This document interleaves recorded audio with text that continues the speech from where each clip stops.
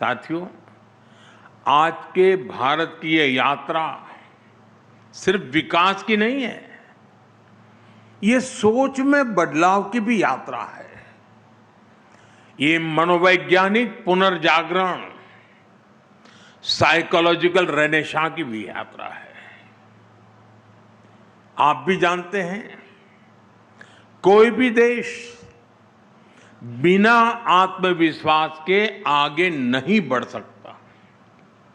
दुर्भाग्य से लंबी गुलामी ने भारत के इसी आत्मविश्वास को हिला दिया था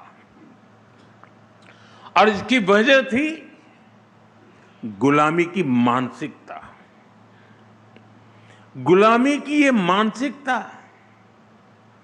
विकसित भारत के लक्ष्य की प्राप्ति में एक बहुत बड़ी रुकावट है और इसलिए आज का भारत गुलामी की मानसिकता से मुक्ति पाने के लिए काम कर रहा है। साथियों, अंग्रेजों को अच्छी तरह से पता था कि भारत पर लंबे समय तक राज करना है तो उन्हें भारतीयों से उनके आत्मविश्वास को छीनना होगा। भारतीयों में हीन भावना का संचार करना होगा और उस दौर में अंग्रेजों ने यही किया भी। इसलिए भारतीय पारिवारिक संरचना को दकियानुसी बताया गया, भारतीय पोशाक को अनप्रोफेशनल करार दिया गया, भारतीय त्योहार संस्कृति को इरेशनल कहा गया, योग आयुर्वेद को अनसाइंटिफिक बता दिया गया, भारतीय आविष्कारों का उपहास उड़ाया गया और ये बातें कई कई दशकों तक लगातार दोहराई गई। पीढ़ी दर पीढ़ी ये चलता गया, वही पढ़ा वही पढ़ाया गया और ऐसे ही भारतीयों का आत्मविश्वास चकनाचूर हो गया। साथियों, गुलामी की इस मानसिकता का कितना व्यापक असर हुआ है, मैं उसका कुछ उदाहरण आपको देना चाहता हूं। आज भारत दुनिया की सबसे तेजी से ग्रो करने वाली मेजर इकोनॉमी है। कोई भारत को ग्लोबल ग्रोथ इंजन बताता है, कोई ग्लोबल पावर हाउस कहता है। एक से बढ़कर एक बातें आज हो रही हैं। लेकिन साथियों,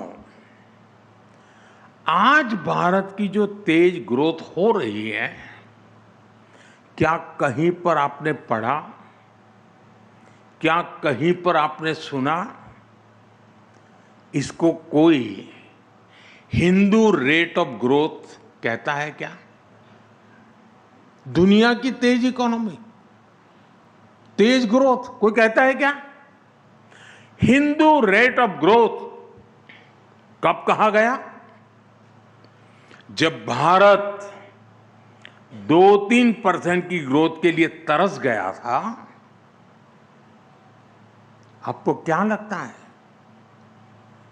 किसी देश की इकोनॉमिक ग्रोथ को उसमें रहने वाले लोगों की आस्था से जोड़ना, उनकी पहचान से जोड़ना, क्या ये अनायास ही हुआ होगा क्या? जी नहीं, ये गुलामी की मानसिकता का प्रतिबिंब था। एक पूरे समाज, एक पूरी परंपरा को अनप्रोडक्टिविटी का, गरीबी का पर्याय बना दिया गया। यानी ये सिद्ध करने का प्रयास किया गया कि भारत की धीमी विकास दर का कारण हमारी हिंदू सभ्यता और हिंदू संस्कृति है।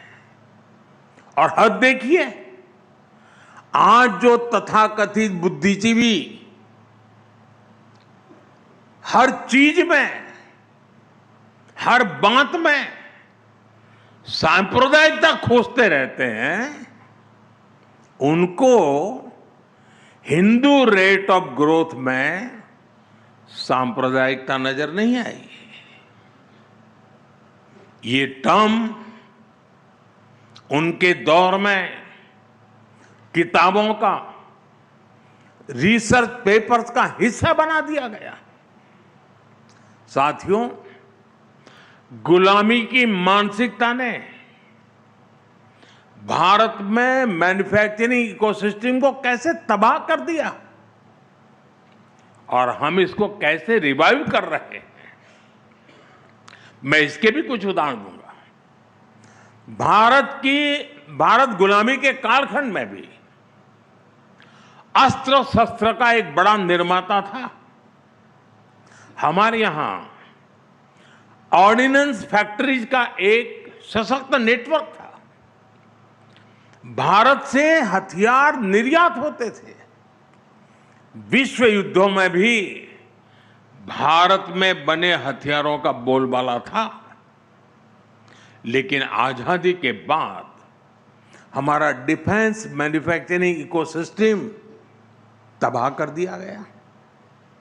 गुलामी की मानसिकता ऐसी हावी हुई कि सरकार में बैठे लोग भारत में बने हथियारों को कमजोर आंकने लगे और इस मानसिकता ने भारत को दुनिया के सबसे बड़े डिफेंस इंपोर्टर्स के रूप में से एक बना दिया।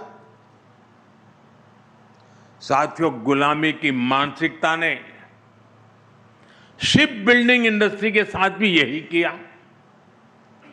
भारत सदियों तक शिप बिल्डिंग का एक बड़ा सेंटर था। यहां तक कि 5-6 दशक पहले तक, यानी 50-60 पहले, भारत का 40% ट्रेड भारतीय जहाजों पर होता था।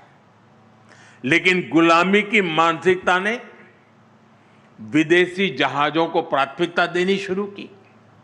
नतीजा सबके सामने है। जो देश कभी समुद्री ताकत था, वो अपने 95% व्यापार के लिए विदेशी जहाजों पर निर्भर हो गया है।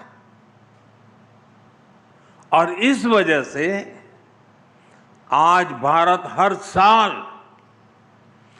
करीब $75 बिलियन, यानी लगभग 6 लाख करोड़ रुपए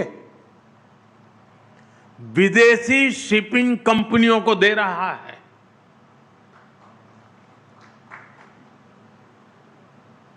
साथियों, शिप बिल्डिंग हो, डिफेंस मैन्युफैक्चरिंग हो, आज हर सेक्टर में गुलामी की मानसिकता को पीछे छोड़कर नए गौरव को हासिल करने का प्रयास किया जा रहा है।